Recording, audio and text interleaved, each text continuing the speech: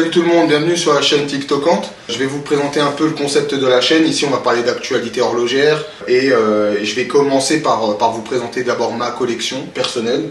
Donc j'ai une dizaine de montres à vous présenter tout de suite. Donc on fera une première partie avec 5 de mes montres sur les 10 que j'ai au total. Et puis on fera une deuxième partie avec les 5 autres. Allez, c'est parti.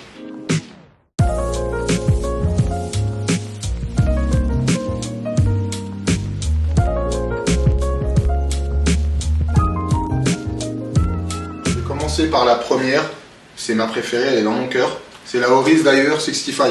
On est sur une plongeuse des années 65, comme son nom l'indique, 65. Donc c'est une plongeuse étanche à 100 mètres. Moi j'ai craqué pour la version bronze. Bronze et cadran sunset, oneil, coucher de soleil, miel, comme vous voulez. En tout cas c'est un cadran que j'aime beaucoup. On a quand même ce marron qui vire au noir au niveau du chemin de fer de la montre. Donc moi j'adore, ça rappelle les patines que certaines montres avaient à l'époque, qui étaient noires et qui avec les rayons UV ou autres pouvaient avoir ce genre de patine. Donc voilà, c'est une plongeuse qui a une épaisseur d'à peu près 12,5, je me rappelle plus trop, mais je pense qu'on est aux alentours de 12,5. On a un verre saphir bombé, une couronne vissée, on est étanche à 100 mètres. C'est une des seules, et c'est même la seule montre que je peux porter confortablement avec un bracelet acier. Vraiment Oris, ils ont fait fort avec ce bracelet. Pour d'autres, ça peut leur paraître anodin parce qu'ils ont d'autres montres. J'ai jamais mis de Submariner au poignet, mais en tout cas sur cette plongeuse, je trouve qu'ils ont fait fort au niveau du poids contenu, de l'épaisseur. Et là, on est sur une montre de plongée qui peut être portée partout, qui peut être dress watch, à la fois plongeuse, baroudeuse. Donc vraiment voilà, je dirais que c'est ma préférée quand même parce que j'arrive à la porter partout, en tout temps, et c'est vraiment un bracelet acier, je trouve, qui est impeccable. En tout cas pour moi, parce que je sais que d'autres gens peuvent porter toutes sortes de bracelets acier, mais pour moi c'est le gros point positif de cette Oris 65. On est sur un fond plein, on a le petit Oris sur la couronne. La couronne est assez bien travaillée, je trouve que ça fait un peu couronne des Big Crown, mais en plus subtil, donc j'aime beaucoup. On a 120 clics sur la lunette et bon, c'est un cerf qui n'est pas en céramique, hein, c'est en aluminium, mais ça fait le taf, hein. Moi honnêtement je plonge pas énormément avec, je fais pas la guerre avec non plus, donc j'en prends soin. Donc pour ce qui est du bronze sur ce modèle là, il faut savoir que le bronze de Oris il a quand même une façon à lui de patiner, et c'est ce que j'aime chez Oris, c'est qu'ils ont vraiment fait un alliage de bronze qui patine un peu vers le marron vert, et on sait que tous les bronzes ne se ressemblent pas. On a les bronzes de chez Tudor qui sont différents, on a le bronze de chez Yema, d'ailleurs Yema sur les Superman qui font aussi du bronze qui est différent. Moi j'adore le bronze de chez Oris, je trouve qu'ils ont fait un mélange de l'alliage qui est parfait pour moi. Ça patine bien. Récemment je l'ai renettoyé parce que je voulais voir à peu près ce que ça donnait sans la patine. C'est une très très bonne montre de plongée, en tout cas même si l'étanchéité est que de 100 mètres, on est sur une montre qui peut être portée partout. On peut plonger avec. Alors évitez quand même les sports nautiques, toutes ces choses-là, hein. En tout cas, l'étanchéité est quand même appréciable pour ce qu'on en fait.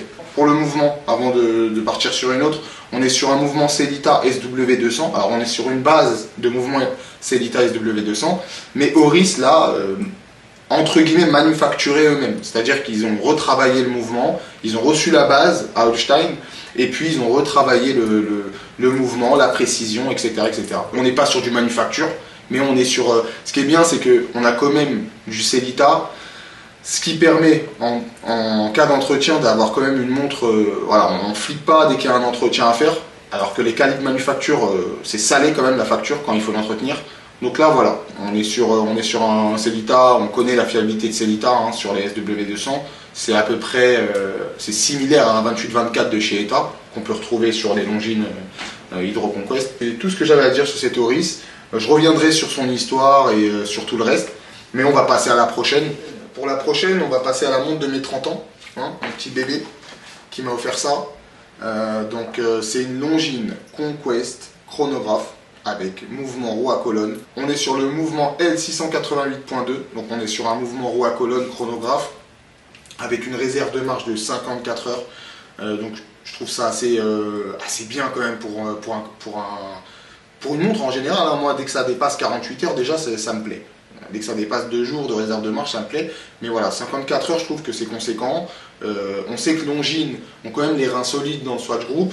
Ils peuvent avoir, bon, ils ont racheté ETA, le Swatch Group, donc les mouvements de chez ETA sont livrés chez Longines avec tout ça, hein, le perlage, les côtes de Genève, tout ça. Donc Longines ont vraiment un partenariat très fort avec ETA.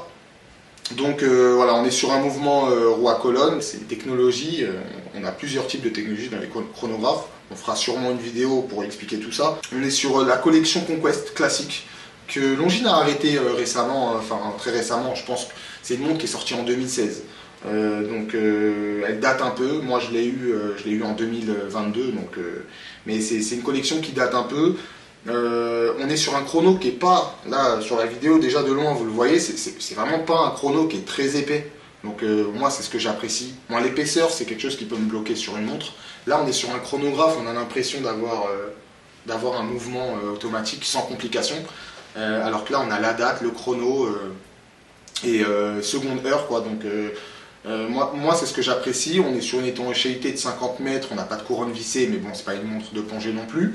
Donc le remontage bah, il se fait à l'aide de la couronne, donc on peut remonter à l'aide de la couronne aussi. C'est une montre dont le seul défaut pour moi serait ce bracelet acier. C'est le bracelet acier qu'on retrouve un peu sur les Conquest, les Longines Conquest étanches à 300 mètres couronne vissée, les Conquest Sport.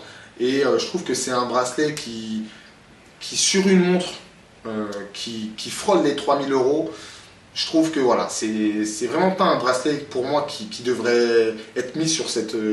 je sais pas pourquoi Longines ont peut-être voulu faire gagner sur les coups, mais en tout cas c'est dommage. Je passerai sûrement à un autre bracelet, hein, ça c'est sûr et certain, je passerai à un bracelet cuir pour lui donner un aspect un peu vintage. Mais après voilà, on est sur une montre qui a quand même un côté très moderne, contemporain vraiment d'aujourd'hui. On a des très belles finitions vraiment, on a un Luminova qui arrache. Donc on a un petit guichet date qui est pas trop discret, parce que bon, j'aurais bien voulu qu'ils mettent un guichet date peut-être gris clair pour qu'on puisse voir le chiffre de la date. Mais bon, blanc comme ça, c'est vrai que ça casse un peu le cadran, mais voilà. Voilà, c'est un chronographe qui est noir, enfin qui est noir et qui au soleil, avec le quadrillage, vire un peu au gris. Donc vraiment, on a une pièce classe, à la fois sportive, chic. Voilà, c'est une pièce, c'est vraiment un chrono à tout faire. On peut le porter à toute occasion. Il ne faut pas plonger avec, ça c'est sûr. C'est vraiment une pièce qui pour moi, reflète ce que Longines sait faire en fait. En matière de chronographe, ils savent faire des beaux chronographes. On est un corne à corne qui n'est pas énorme, c'est 41. Alors c'est du 41, mais moi sur mon poignet de 18,5, ça en paraît du 39. Donc j'apprécie beaucoup ça. L'aiguille des heures et des minutes aussi, j'adore. Enfin vraiment voilà, c'est épuré, c'est simple, il n'y a pas de fioritures, ils n'ont pas pris de risque sur cette pièce. Mais voilà, on reste sur une collection qui est quand même assez moderne. Donc on n'est pas sur un chronographe vintage. Donc voilà, c'est vraiment une très belle pièce. Je regrette juste le bracelet acier, ça c'est sûr. Je suis pas trop boucle papillon, je trouve que ça m'arrache tout le temps le bras. Quand il fait chaud, c'est compliqué. Enfin voilà, moi je passerais à un bracelet cuir. Mais en tout cas, voilà, on a un mouvement, vraiment on a un mouvement qu'on peut retrouver sur des montres à plus de 4000, 5000 €. Et là, Longines ont réussi le pari de mettre ce mouvement dans une montre à moins de 3000. Et ça, je trouve ça chouette parce que Longines, justement, c'est ça leur point fort, c'est qu'ils peuvent nous donner des montres qui peuvent paraître plus chères. Ils peuvent, avec les reins solides du Swatch Group, ils peuvent vraiment mettre des mouvements très haut de gamme, voire prestigieux dans des montres à moins de 3000 €. Donc voilà, c'est la montre de mes 30 ans, c'est une montre que je garderai toute ma vie. Ah oui, petit point sur la date. Le changement de date se fait à l'aide du poussoir qui est là. Alors, vous ne l'atteindrez pas avec votre main, ça c'est sûr. Il va falloir prendre un cure-dent. Alors, prenez que un cure-dent, hein, parce que si vous y allez avec un truc en ferraille, vous allez rayer la montre. Donc voilà, à coup de cure-dent, vous remettez la date en place. Si c'est une montre que vous n'allez pas porter tous les jours, ça va être compliqué, mais bon. Il faut changer la date, hein. Moi j'aime bien avoir la montre pile à l'heure, date réglée, ça me prend 5 minutes et voilà, c'est pas très grave.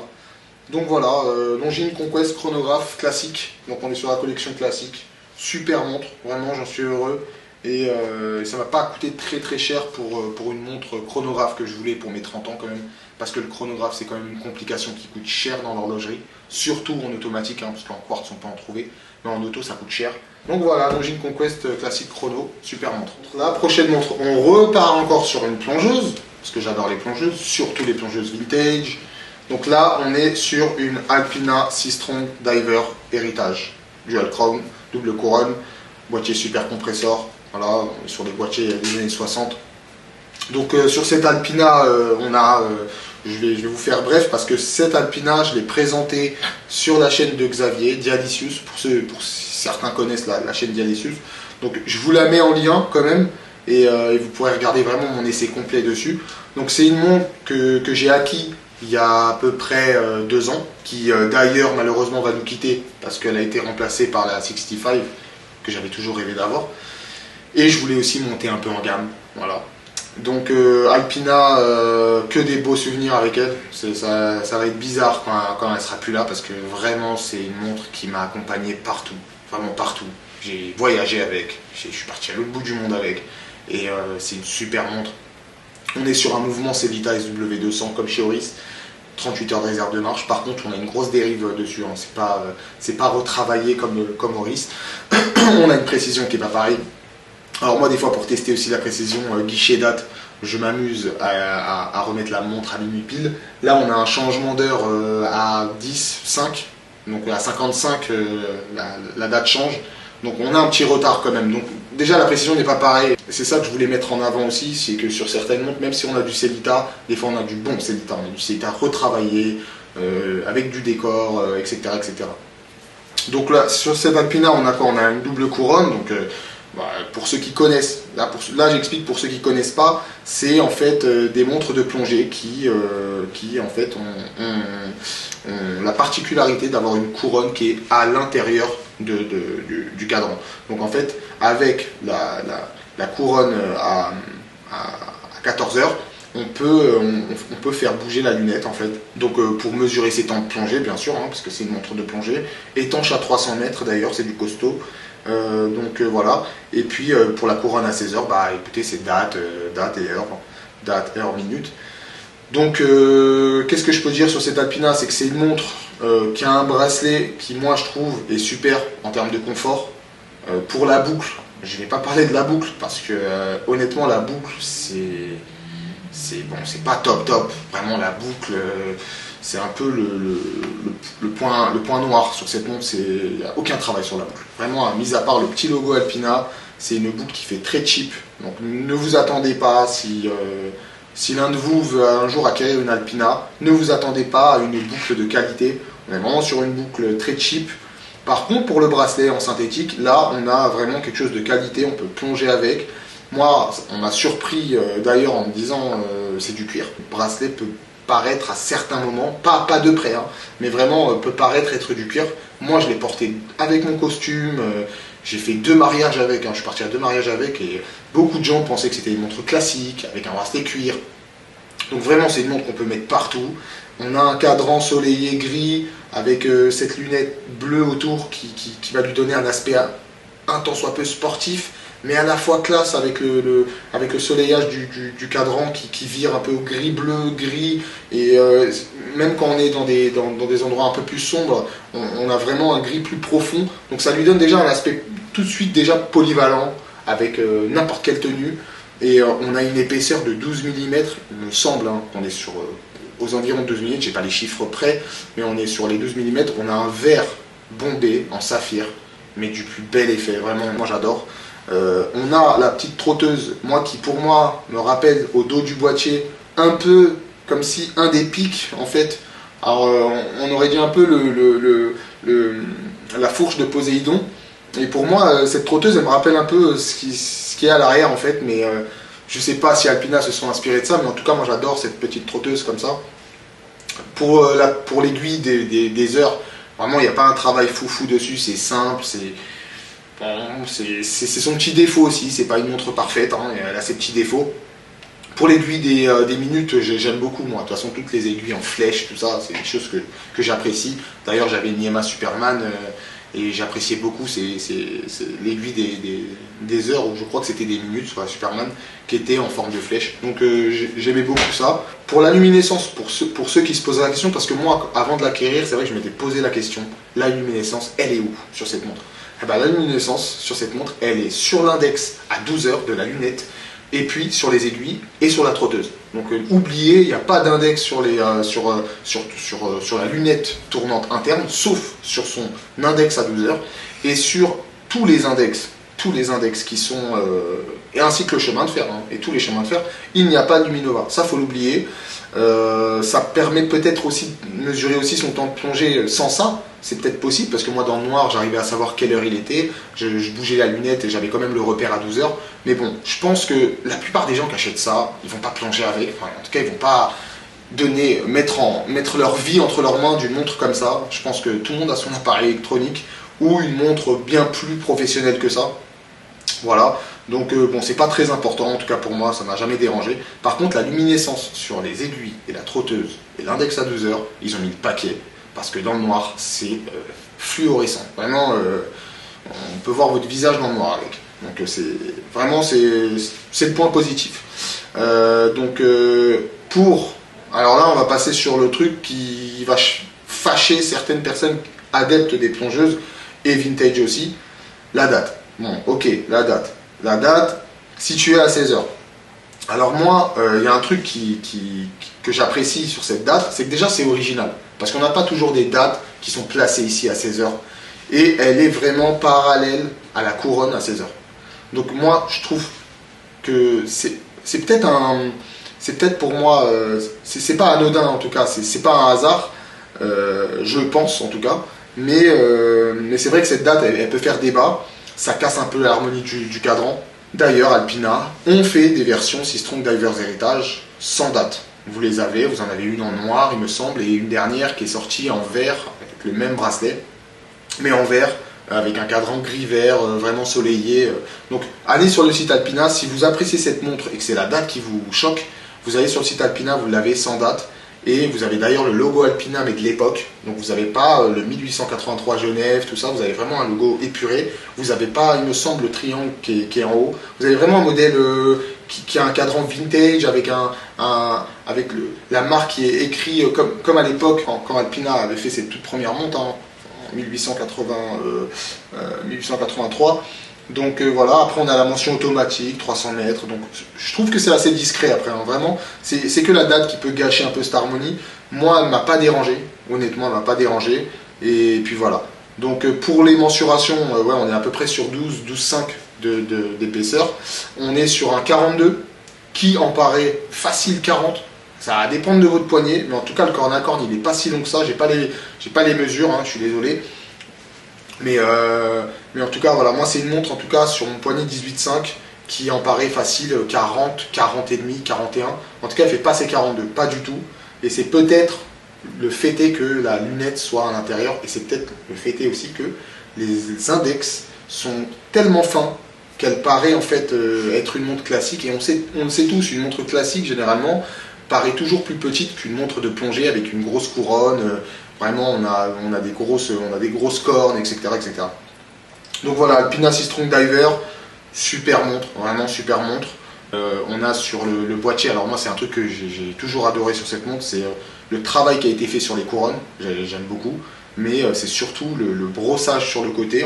On a le poli sur la surface, sur la face du boîtier, et on a un brossage sur le côté qui est super. Moi j'adore, vraiment j'adore. Et c'est vrai qu'entre les mains, on a l'impression d'avoir une montre beaucoup plus chère.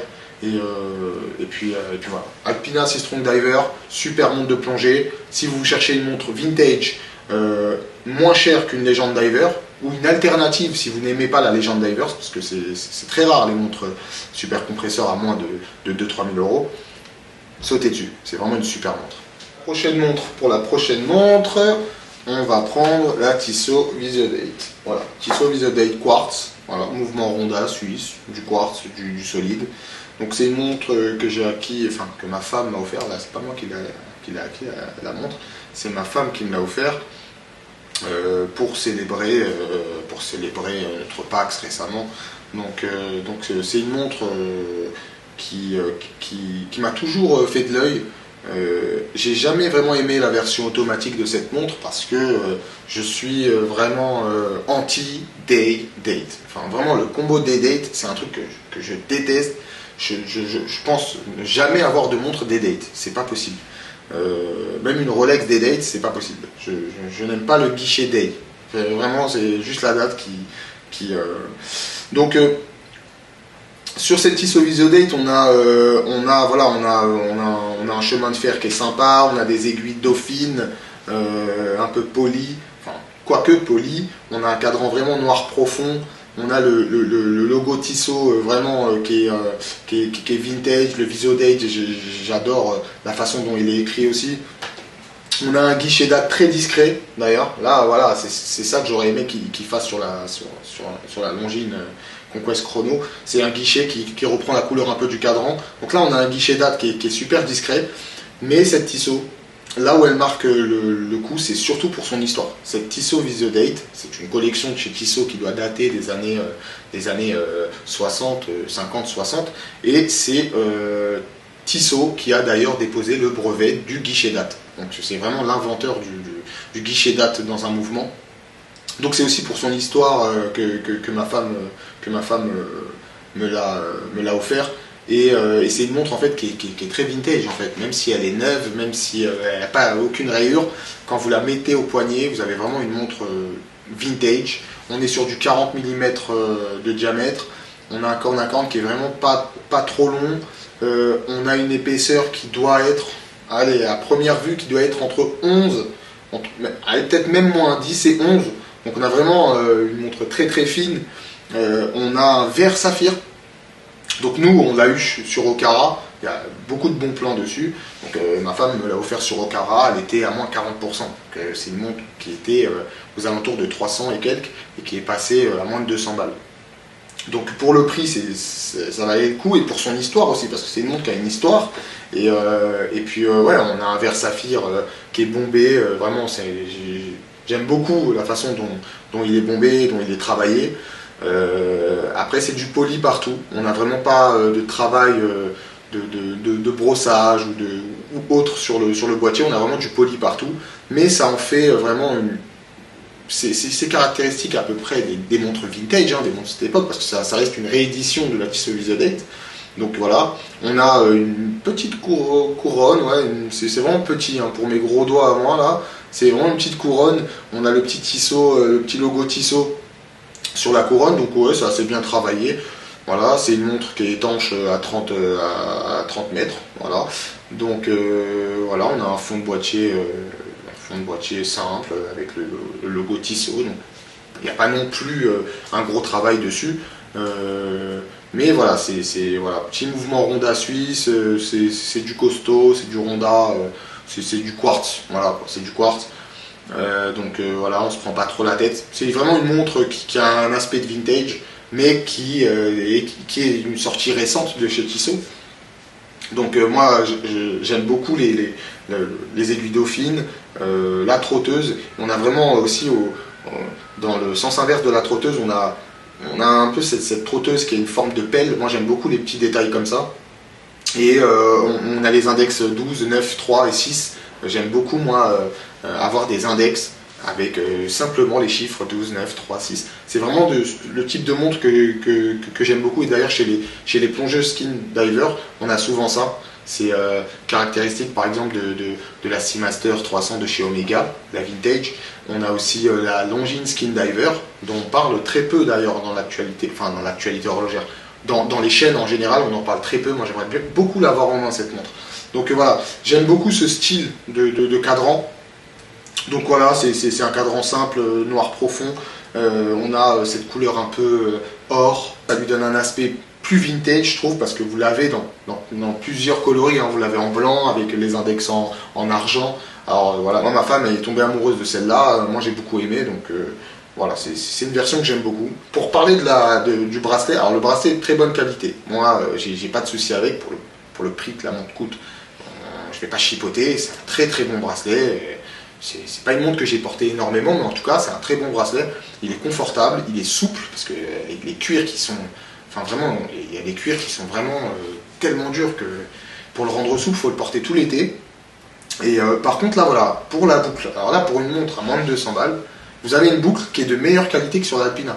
Donc là, vraiment, on a une boucle, on sent qu'il y a un travail qui a été fait dessus. On a le logo Tissot, le Tissot de l'époque, hein, le Tissot un peu vintage. Donc, et on sent juste au poids de la boucle, hein, juste en la touchant, en la manipulant, on sent qu'il y a un travail qui est fait dessus. Donc voilà, c'est pour vous dire que vous pouvez avoir des montres à 2000 € et vous avez des choses dessus qui, peut-être pour réduire les coûts, mais vous avez des choses dessus qui sont vraiment délaissées. Et là, sur l'Alpina, je vous le dis direct, hein, vous prenez la boucle de la Tissot, vous la mettez sur l'Alpina, ça n'a rien à voir. Vraiment, vous avez une boucle. C'est important la boucle. Hein. Moi, j'accorde une importance au bracelet parce que c'est comme sur une voiture. Hein. C'est les roues de la voiture. Et là, c'est ce qui nous lie à la route. Et là, c'est ce qui lie la montre à votre poignet. Donc, accordez une importance au bracelet et pas qu'à la montre et au boîtier et au mouvement. Parce que le bracelet, si vous n'êtes pas bien avec, c'est bon. Vous payez quand même le produit avec le bracelet. Donc voilà, moi j'aime beaucoup. Montre vintage contemporaine, sortie récente. Si vous voulez une montre vintage et que vous avez peur un peu de la fiabilité, de la disponibilité des pièces, etc. et que vous voulez une pièce vintage pour pas trop cher, foncez sur la collection Visodate, vous en avez pour votre argent. Vraiment, vous en avez pour votre argent. Il y a souvent des promos dessus. Scrutez Okara, scrutez des sites comme Mati, etc. Louis Pion. Vous avez souvent des promos sur les Tissot Visodate et super montre. Vraiment, moi j'adore. Voilà. Pour la prochaine montre, on va passer à la Lip Himalaya que ma petite chérie m'a offert pour la Saint-Valentin. Donc c'est une Lip Himalaya qu'on ne retrouve plus hein, dans la collection Himalaya. Je ne sais pas de quelle année elle est. Alors c'est pareil, hein. Là je vous ai présenté la Visodate, je vous présente la Lip Himalaya et je vous montre un peu qu'on peut avoir des montres qui ont une histoire et qui sont à moins de 200 balles. Donc voilà, ça c'est des montres à moins de 200 €. Qui est en promotion parce que madame aime les promotions. Donc, mais bon, voilà, c'est une montre qui a un bracelet assez cheap, on va pas se mentir. On est sur un boîtier qui est très fin, mais surtout, c'est une montre qui est super légère. Donc voilà, petite Lip Himalaya. Alors, moi, ce que j'adore sur cette montre, c'est vraiment le. Alors, je sais pas si c'est un verre minéral ou saphir, mais je pense que c'est un minéral. Hein. Vraiment, je pense. À moins de 200 balles, un verre saphir chez Lip, je pense pas. Je pense que c'est un verre minéral, mais en tout cas, c'est un verre minéral qui est bombé d'une façon qui me rappelle un peu la Longines Spirit de chez Longines, hein, la Spirit de chez Longines, où on a vraiment une sorte de dôme, on a vraiment un verre qui fait un dôme en fait. Moi, j'adore cette forme de dôme, ça me fait kiffer, ça me fait penser un peu à la planète Terre, ce qu'on peut retrouver dans des images sur internet de la planète Terre, on a vraiment un dôme comme ça, les images de la NASA, tout ça. Après, on a des aiguilles avec des index un peu classiques, style classique. On a un chemin de fer qui est vraiment aussi simple, mais j'aime bien ce chemin de fer parce que c'est pas simplement juste des traits, c'est vraiment voilà, il a quand même des petits motifs. Enfin, on a l'impression d'avoir des rails d'un train. Donc moi c'est des petits détails, mais j'aime bien. On a des index qui ne sont pas luminescents, ça je vous le dis. Après, ce que j'apprécie aussi sur cette montre, c'est qu'il y a quand même la petite seconde. Donc la petite seconde, c'est aussi une complication. On peut dire que c'est une complication, la petite seconde. Donc voilà, une petite montre à complication quartz. On n'a pas très cher. On a des index, on a des index en chiffres arabes. Moi j'apprécie beaucoup les chiffres arabes. On est sur un diamètre sur cette Himalaya de 40 mm. C'est pas une montre non plus qui paraît 40 au poignet. Sur le bracelet on est à 20 mm. Donc on peut vraiment mettre chez Lip, vous avez un choix immense de bracelets cuir noir, marron. Vous avez je crois des natto aussi. Donc, et vous avez souvent le 20 mm. Donc vraiment voilà, c'est une montre Enfin, vraiment, vous avez le choix. Au niveau des bracelets, c'est justement un cadran blanc comme ça, avec la petite seconde, vraiment un peu classique et en même temps un peu moderne. Vous avez le choix au niveau des bracelets, ça peut vous permettre de changer la montre à votre goût. Et elle va vraiment avec tout, hein. Vous lui mettez un bracelet cuir, c'est une montre classique, chic. Vous lui mettez l'acier, ça lui donne un côté sportif. Vous lui mettez le natto, ça en fait une montre un peu feel watch. Donc voilà, petite Lip Himalaya, vraiment... petite montre sympa quand on veut une montre pas trop chère avec une histoire aussi. Donc voilà, faut pas l'oublier. La Himalaya c'est vraiment une grande collection chez Lip. C'est vraiment, je pense pour moi c'est la collection iconique de chez Lip. Quand on pense à Lip, on pense à Himalaya direct. C'est un peu comme la Big Crown Pointer Date de chez Oris, hein. C'est vraiment, voilà, Himalaya. On peut se faire une collection avec la gamme Himalaya, hein. Vraiment, il y a de tout. Vous avez des automatiques, squelettes, sabliers, vous avez des petites secondes, vous avez des réserves de marche, avec des complications. Alors, ils n'ont pas encore fait de phase de lune dessus, mais je pense que ça viendra. En tout cas, il y a pas mal de belles petites montres chez Lip dans cette collection. Et puis voilà, j'ai pas grand chose à dire. Étanchéité à 50 mètres. On a un mouvement Ronda suisse aussi dedans. On a le logo Lip à l'arrière, voilà, fabriqué à Besançon. Donc voilà, les montres Lip sont fabriquées à Besançon, mais elles ne sont pas entièrement françaises malheureusement. Sur la gamme automatique, on n'a que des mouvements Miyota. C'est assemblé par les horlogers français, retravaillé, etc. Mais on n'est pas sur du 100% français. Ça viendra bientôt. D'ailleurs, Lip sort bientôt un mouvement franco-suisse. Donc ils vont monter en gamme là bientôt. Je suis l'actualité Lip. Sur cette chaîne, on va beaucoup parler d'horlogerie française. Là, j'ai une française entre les mains, donc je profite d'en parler. On va parler beaucoup d'horlogerie française, parce que moi, c'est ce que j'apprécie. On parlera beaucoup d'horlogerie française, de mouvements français, de l'histoire de l'horlogerie française en général. Et on essaiera de faire beaucoup d'essais sur les montres françaises, des tops, de watch françaises, de plongeuses françaises. Vraiment, on essaiera de se focaliser sur l'horlogerie française, parce que je trouve que c'est vraiment une part du marché qui est délaissée. Et je pense que les grandes marques comme Omega, Rolex, voire même les Suisses en général, ont déjà une bonne place dans le marché. J'aimerais pouvoir mettre en avant ces marques-là et vous faire découvrir aussi que chez nous, on sait faire aussi des bonnes montres. Donc voilà, j'en profitais avec une bonne petite française au poignet. Donc on en rediscutera. Lip Himalaya, super petite montre, pas trop chère, avec sa petite histoire. Voilà. Clap de fin pour la première partie de cette vidéo pour présenter ma collection de mes 10 montres. Donc n'hésitez pas à commenter si j'ai fait des erreurs sur certaines descriptions. Donnez vos avis, vos propositions sur une autre vidéo si vous voulez que je présente une marque en particulier. Donc voilà, je parlerai quand même, on fera des vidéos sur chacune de mes montres. Je mettrai quand même un peu de posts sur Instagram pour vous montrer un peu plus la montre sur mon poignet en tout cas. On fera des avis et des tops sur des montres françaises. On fera au fur et à mesure de ce que vous proposez, de ce que vous aimez, les points négatifs, positifs de la chaîne. N'hésitez pas avec les commentaires critiques, hein, moi ça m'aide. C'est la toute première vidéo, donc c'est sûr que ça ne sera pas la plus parfaite, mais en tout cas on essaiera de s'améliorer sur le cadrage, sur les plans, sur la description des modèles. Je vous ferai des histoires des modèles, moi déjà c'est sûr, hein, la 65, ça je vous ferai une vidéo vraiment sur l'histoire de la Oris 65 parce que c'est vraiment un modèle que j'adore. Je vous ferai l'histoire sur la Alpina Sea Strong Divers parce que je l'adore aussi. Donc je vous ferai quand même pas mal d'histoires sur la Visio Date par exemple. Ça pourrait être cohérent avec le fait que souvent je propose à des gens qui veulent des montres pas trop chères avec une histoire. Sur la Himalaya, donc je ferai quand même quelques vidéos avec l'histoire de marques horlogères, aussi de fabrication de mouvements horlogers. Donc voilà. Donc là on en a fait 5, pour la deuxième on en refera 5. Deuxième partie bientôt. Je vous donne rendez-vous pour la prochaine vidéo. Allez, ciao!